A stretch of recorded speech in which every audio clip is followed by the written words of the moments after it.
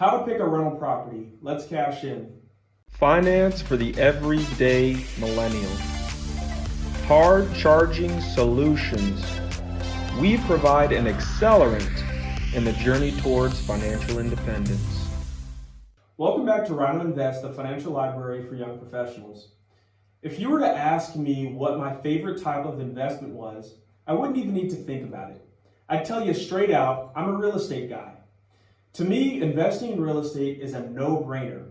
Almost a century ago, Andrew Carnegie, one of the first billionaires in this country's history, famously said that 90% of millionaires got their wealth by investing in real estate. And since the end of World War II, home ownership, which is itself a real estate investment, has been the single greatest financial asset for people in middle America. But you do not have to limit your real estate investing to just owning the home that you live in. About 10.6 million Americans earn income from rental properties. These mom and pop landlords own an average of 2 properties each and report incomes of about $97,000 a year. Now, I'm not saying that small landlords get all of their income from rental properties. But if you consider that the actual median household income in the United States is right at about $62,000, you see that investing in rental properties has the potential to put a nice chunk of change into your pocket. Click the link you see on your screen now to learn why real estate isn't just a good investment, it's an ideal one. Like every investment, real estate comes with its own set of risks and rewards. Common sense tells us that it's not enough just to have a piece of property available to rent. If we want to build wealth, we need to find a property that aligns with our own long-term financial goals. We also want to choose a place that people will want to live in both today and years from now. If we want to start earning money fast, we'll need a place that's in good condition and move-in ready. Oh, and it has to be affordable, both for us as owners and for our future residents. And affordability means more than just being able to make your monthly mortgage payments. But I'll get back to the specifics on cost in just a minute.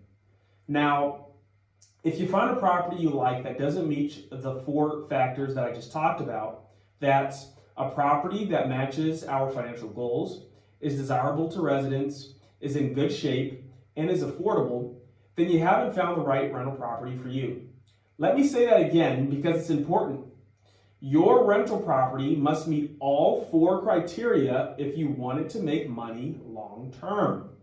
An affordable property in a neighborhood where no one wants to live will either sit vacant or it will lease for a rock bottom price and you'll lose out. Conversely, a great property in a high dollar area might garner higher rents, but if you can't cover the total cost of ownership like property taxes or upkeep, you'll lose again.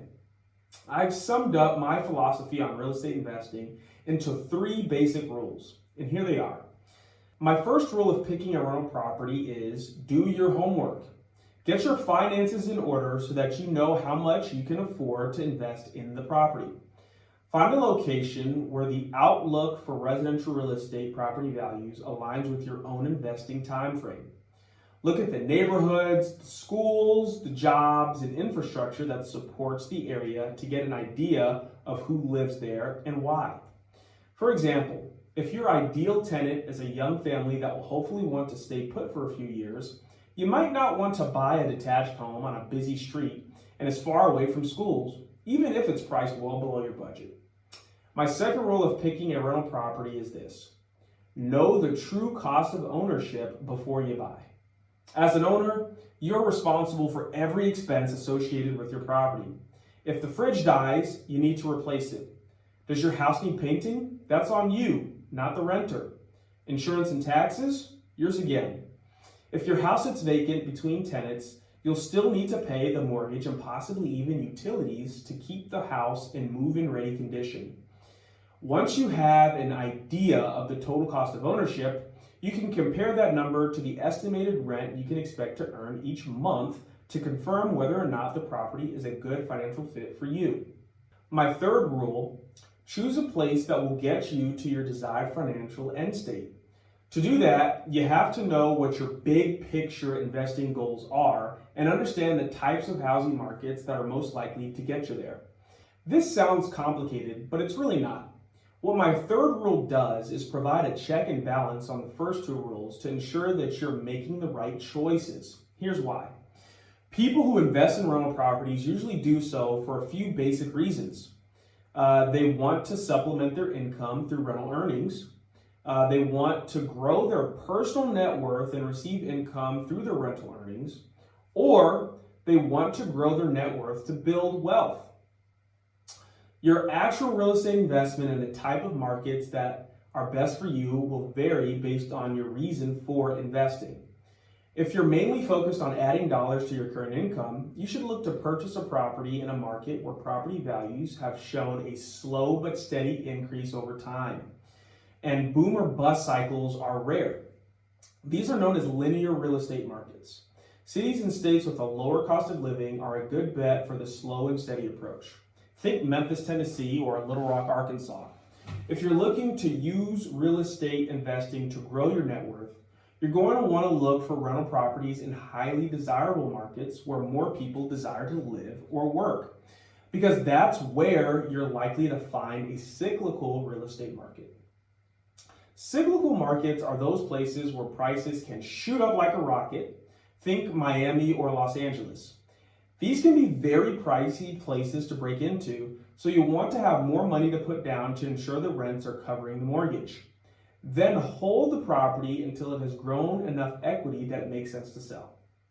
Finally, if you want to earn income and grow your net worth, you'll do best to find a rental property in a hybrid market.